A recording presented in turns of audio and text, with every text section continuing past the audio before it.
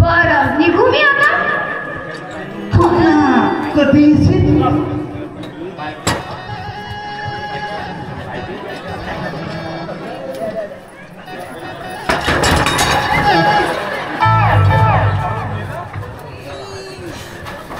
अरे सदाशिव तुम्ही कधी आले?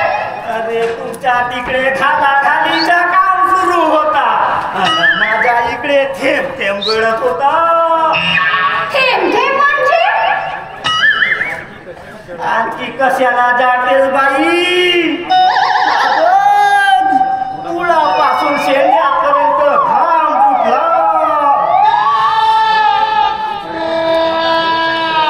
अरे पण तुला घाम फुटायला झालं तरी काय?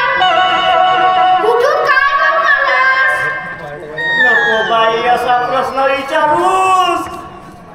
आधीच माझ्या नव्याला वर पारा चढला आणि तुम्ही जर का थोडा वेळ आतमधून बाहेर नसते आल्या ना झालंच होता कल्या. तू इकडे कसा काय आला? अबे रिया, अरे तू सध्या इथे कसा काय आलास? अबे तुझ्या मालकाला मला नळ फिजिंगला बोलावलं आणि तू इकडे बोली घालवतेस.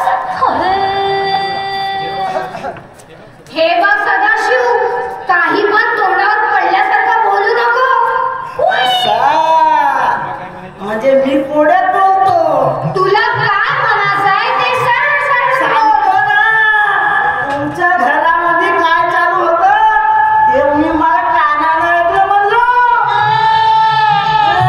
एवढा काही बुद्ध नाही मी.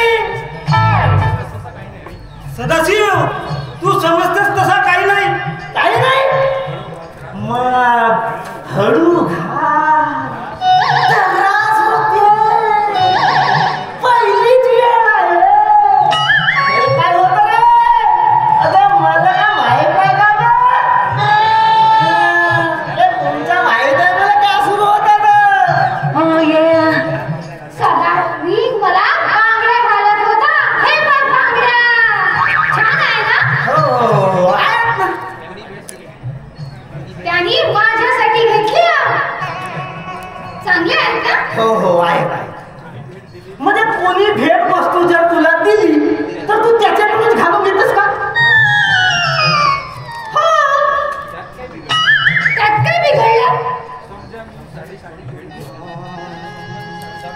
समजा मी तुला साडी चोडी भेट दिली तर ती माझ्याकडून घालून घेशील? मेल्या कुत्र्या, काही शरम आहे की नाही?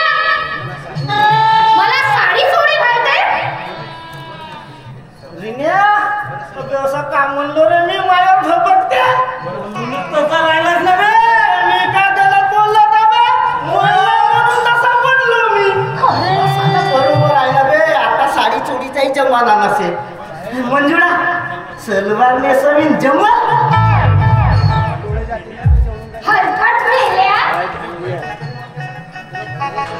तुझा भरीतच काही सांग्यासारखं. चल काय चालू इथं? अरे मसाला आपला काही नाही जमत. जातो मी. विनया देव तूच. बे चल चलता इथून. बाबा जातो ना बे. तुझी वैतरी आहे का बे? बायला सलवार नेसवण्याची. अबे तुमची तुम्ही फोन करीन का? अबे गाडी माझी आहे ना.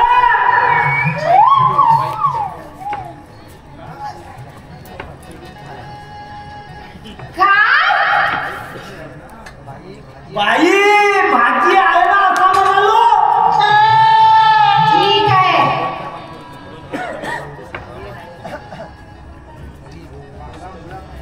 वांगा